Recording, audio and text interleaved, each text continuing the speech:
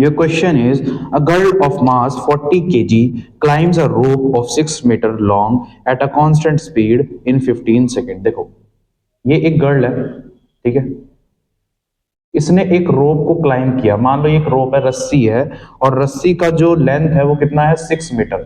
कितना है, 6 मीटर। इस लड़की का जो वेट है, इस गर्ल का जो मास है वो कितना, सॉरी मास कह रहा हूं मैं, ठीक है, इस गर्ल का जो मास है वो कितना है, 40 केजी है, ठीक है। और इसने इस रस्सी को, 6 मीटर की रस्सी को चढ़ती चढ़ती चढ़ती चढ़ती ये यहां पर पहुंची है। कितने टाइम में पहुंची है, टाइम इसमें दे रखा है, टाइम है आपका 15 सेकेंड्स, ठीक है। और किस रेट से पहुंची, मतलब जो इसका स्पीड था ना वो कैसा था, कांस्टेंट।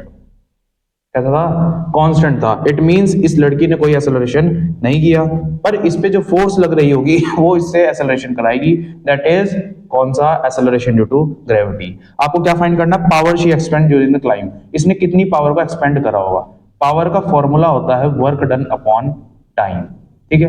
क्या हम यहाँ पर वर्क डन फाइंड कर सकते हैं, बड़े आराम से कर सकते हैं, क्योंकि हमारे पास डिस्प्लेसमेंट भी है और इस गर्ल ने कितना फोर्स लगाया होगा ऊपर चढ़ने के लिए वो भी हम निकाल सकते हैं।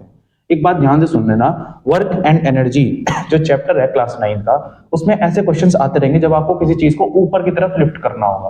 तो हमेशा ध्यान रखना, मान लो एक ब्लॉक है, इसको आपको ऐसे ऊपर की तरफ लिफ्ट करना है, तो आपको कितनी फोर्स लगानी पड़ेगी, force equals to m into g, ठीक है, ये फोर्स लगानी पड़ती है। तो अगर मैं वर्क डन का फॉर्मूला लिखूं, वो कहता है F डॉट एस अपॉन में टाइम। तो फोर्स मुझे पता है यहां से किसके इक्वल होगी, m इंटू जी के, m इंटू जी। और डिस्प्लेसमेंट है ये कितना, डिस्प्लेसमेंट ये है जो डिस्प्लेस ये हो रही है, ये यहां से लड़की यहां पहुंच गई, तो कितना डिस्प्लेस हुई, इस रोप की लेंथ के इक्वल। तो इसको मैं फिलहाल के लिए h लिख रहा हूं अपॉन में टाइम। अब मेरे पास सारी वैल्यूज हैं। मास कितना है इस गर्ल का, 40। जी का वैल्यू यहां पर मैं ले लेता हूं 9.8।